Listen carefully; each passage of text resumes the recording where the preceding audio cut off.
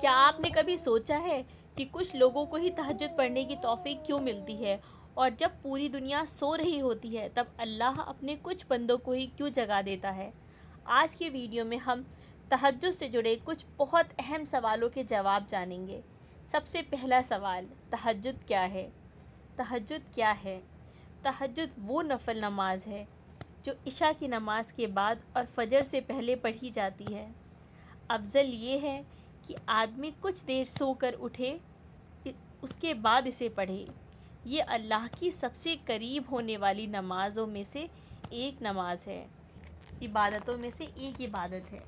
یہ اللہ کے سب سے قریب ہونے والی عبادتوں میں سے ایک عبادت ہے۔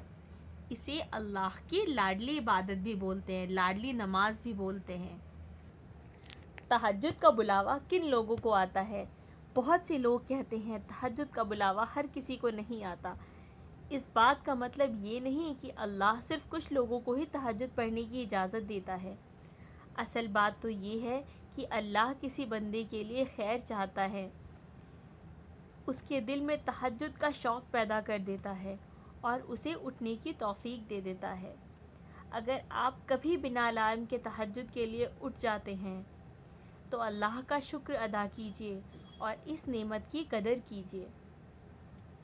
تہجد کیسے پڑھیں؟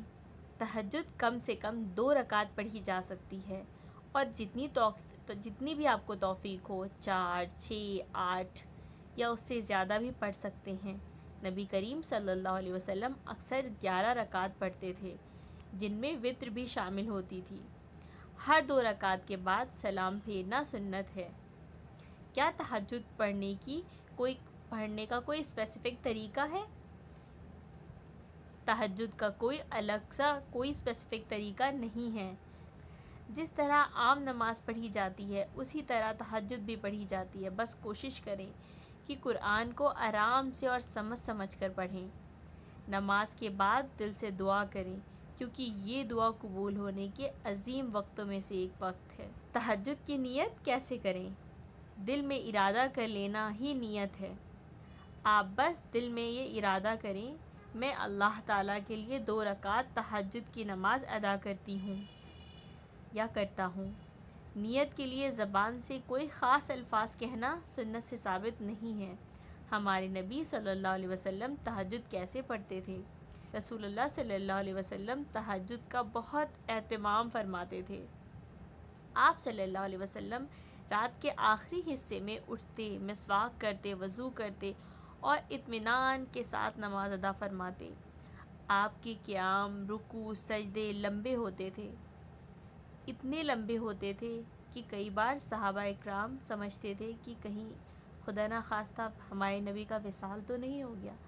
کم سے کم اتنا تو آپ اپنے سجدوں کو لمبا کریں کہ تھوڑا تو ایٹ لیسٹ لمبا ہو اور ہمارے نبی کی سنت کو وہ فالو کرے انشاءاللہ۔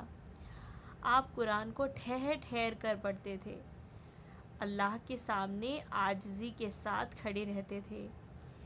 یہ ہمیں سکھاتا ہے کہ تہجد صرف نماز نہیں بلکہ اللہ سے تنہا بات کرنے کا خوبصورت موقع ہے۔ تہجد کے وقت اللہ کیا فرماتا ہے؟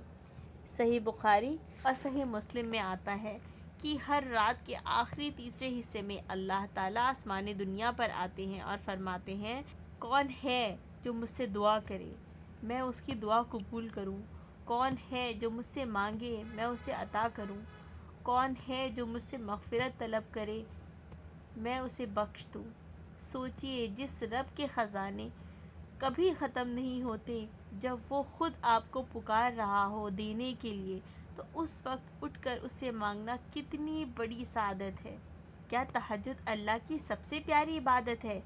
تہجد کی بہت بڑی فضیلت ہے، اور اللہ نے قرآن میں رات کو اٹھ کر عبادت کرنے والوں کی تعریف فرمائی ہے۔ لیکن یہ کہنا کہ تہجد اللہ کی سب سے پیاری عبادت ہے کسی صحیح حدیث سے اس لفظ کے ساتھ ثابت نہیں ہے، اس لیے ہمیں وہی بات کہنی چاہیے جو قرآن اور سنت سے ثابت ہے۔ تہجد واقعی بہت عظیم عبادت ہے جو اللہ کے قرب، دعا کی قبولیت اور روحانی سکون کا ذریعہ بنتی ہے۔ تو امید کرتے ہیں آپ سب تہجد اگر پڑھیں گے تو انشاءاللہ سنت کو فالو کریں گے اور کوشش کریں سب تہجد پڑھنے کی کوشش کریں، پانچوں وقت کی نماز پہلے ادا کریں. سب سے پہلے تو پانچوں وقت جو فرض ہے اس کی پابندی کریے. اللہ ہم سب کو نصیب فرمائے.